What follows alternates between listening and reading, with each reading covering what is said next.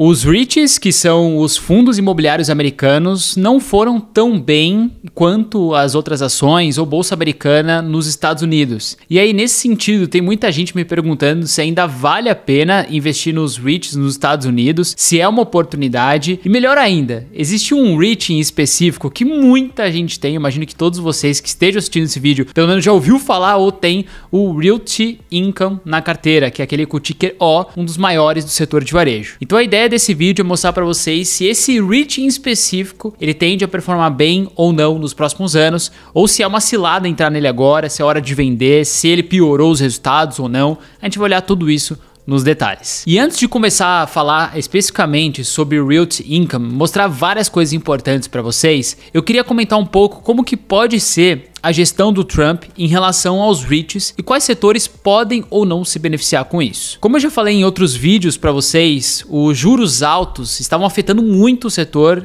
imobiliário como um todo, o setor de REIT em si, tornando mais difícil o financiamento da sua dívida, né? O custo de dívida aumenta e também reduzindo muito a demanda por imóveis. E olha que interessante, se a gente pegar como foi a rentabilidade dos REITs no mês de agosto em específico, boa parte dos setores valorizaram 6, 7%, né? A gente teve até o caso de residencial valorizando 9% e self-storage, que é aqueles mini galpõezinhos, né? Valorizando 13%. E essa valorização forte dos REITs em agosto aconteceu já com uma expectativa muito positiva dos cortes de juros nos Estados Unidos que iriam começar, já começaram, né? Em setembro, onde a gente teve o primeiro corte de juros efetivado, mas os REITs já estavam antecipando esse corte de juros nos preços dos REITs, que de certa forma diminuiria o custo de dívida deles e também aumentaria o lucro e dividendos. E agora com a eleição do Trump, né, em novembro em si, as medidas econômicas do novo governo vão impactar toda a economia a partir de 2025, beneficiando alguns setores e prejudicando outros. É esperado que o Trump reduza os impostos, principalmente nos Estados Unidos, aumente as tarifas de importação e estimule a economia dos Estados Unidos. Todas essas medidas, elas vão fazer com que as empresas americanas cresçam junto com a economia e também deve beneficiar principalmente os REITs do setor industrial, além de outros setores mais sensíveis ao consumo, como setores de self-storage e também de varejo. Só que todas essas medidas, elas podem, não quer dizer que vai acontecer, mas podem gerar uma medida inflacionária, ou seja, uma política um pouco mais expansionista, onde a inflação ela aumenta e possivelmente os juros poderiam acompanhar para cima ou diminuir pelo menos esse avanço de corte de juros tão forte como começou em setembro, com um corte de 0,5%. Ou seja, se a inflação voltar a subir, pode ser que o Fed fale, pô, não vou cortar mais os juros, vou manter nesses patamares. Mas vai ser ainda mais baixo do que a gente estava vendo há um ano atrás. E aí olha que interessante, se a gente pegar o fechamento de outubro dos REITs, agora em 2024, a gente vê que boa parte dos setores caiu 9%, 4%, 8%, já precificando a entrada do Trump, que aconteceu em novembro, né? A vitória dele em si, que já estava sendo muito especulado, né, pelos Estados Unidos que a vitória dele viria e de certa forma veio. E aí, obviamente, com essa ideia de uma inflação maior nos Estados Unidos em 2025, taxas de juros,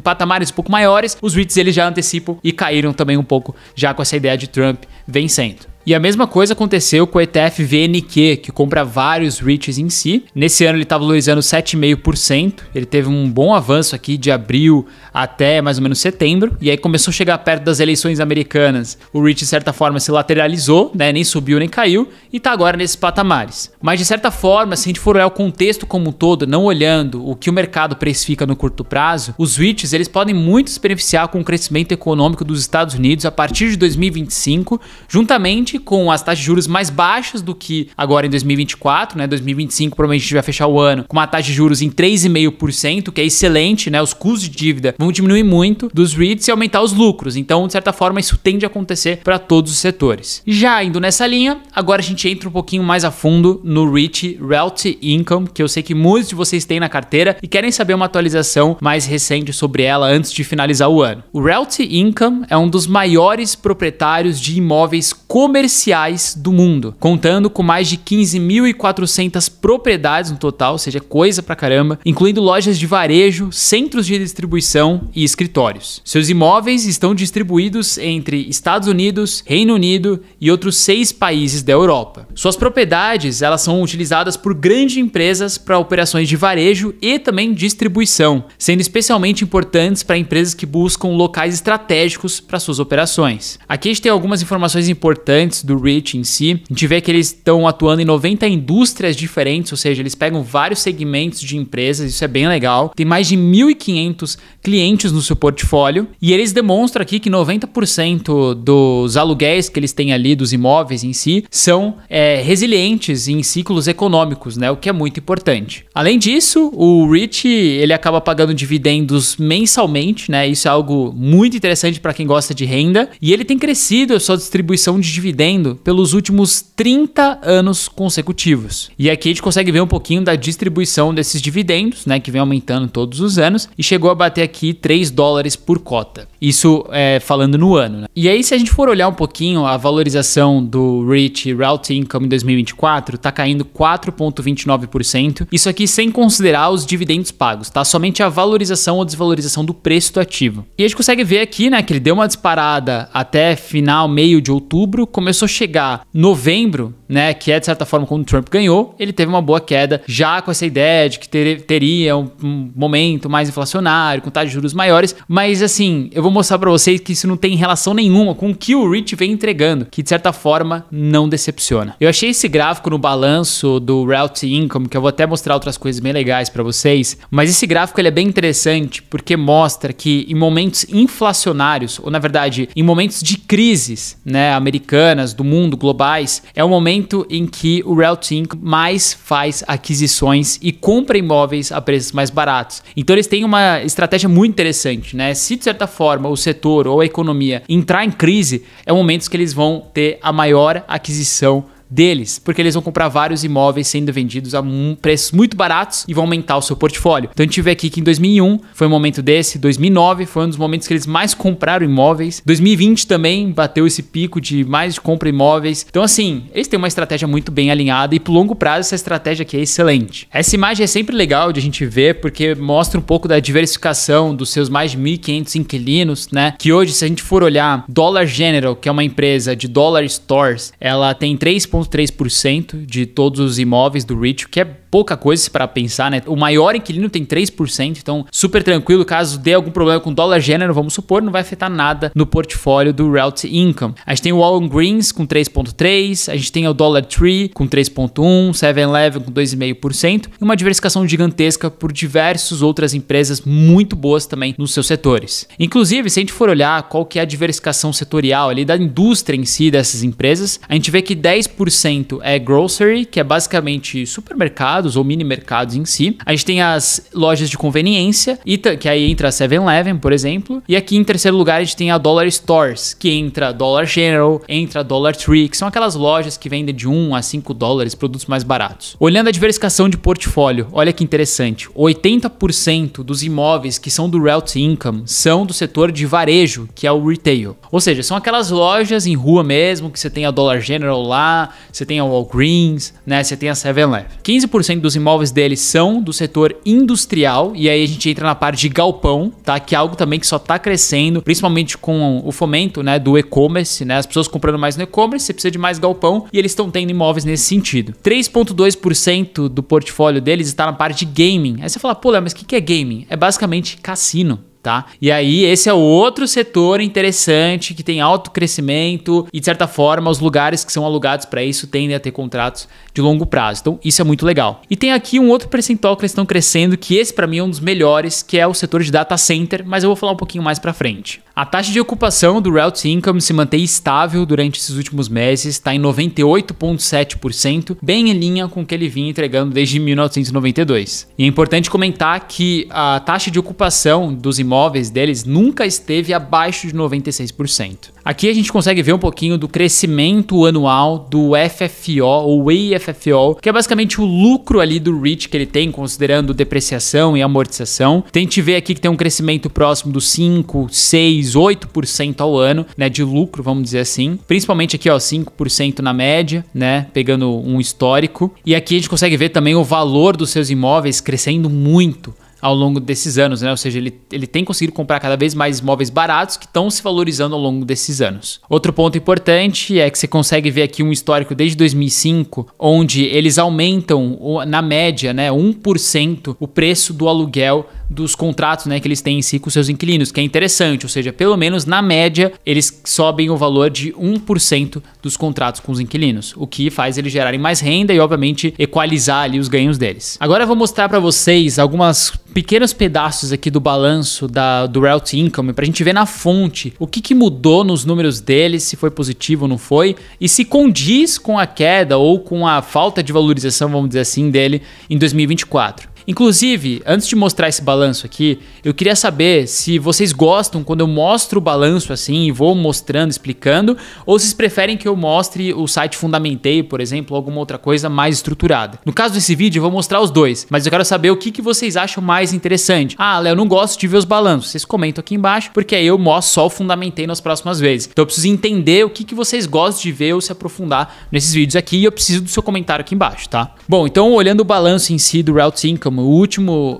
resultado trimestral que ele trouxe foi em 30 de setembro. A gente viu aqui uma receita de 1,3 bilhão, né, de dólares, contra ano passado uma receita de 1 bilhão. Então subiu aí 300 milhões a receita de trimestre a trimestre, o que é bem interessante. A gente consegue ver aqui que os gastos, eles aumentaram na parte de depreciação e amortização. A parte de juros aumentou bastante também, né? Você vê, ele pagava aqui 184 milhões de dólares em juros e agora tá pagando 261 milhões. Isso diminui o lucro, obviamente. A gente vê que as outras coisas aqui se mantiveram bem perto, outras coisas aumentaram, né, que nem saiu de 16 para 96 milhões as provisões que eles pagam. E aí, se a gente desse um pouquinho o balanço, a gente vê que o lucro líquido do Realty Income nesse último trimestre foi de 271 milhões contra 233 no trimestre passado. Então ele aumentou o lucro líquido nesse último trimestre. Só que se a gente desse um pouquinho mais aqui, a gente consegue ver o FFO, né, que é basicamente o lucro considerando a depreciação e amortização, que subiu também, né? Foi de 854 milhões comparados a 736 no mesmo trimestre do ano passado. Então também valorizou o FFO. Mas se a gente pegar aqui o FFO diluído pela ação, ele diminuiu um pouco comparado ao ano passado. Isso quer dizer que eles emitiram ações no mercado, né? Teve uma diluição e o lucro por ação, né? O FFO por ação ficou menor por conta disso, já que eles captaram um pouco mais de dinheiro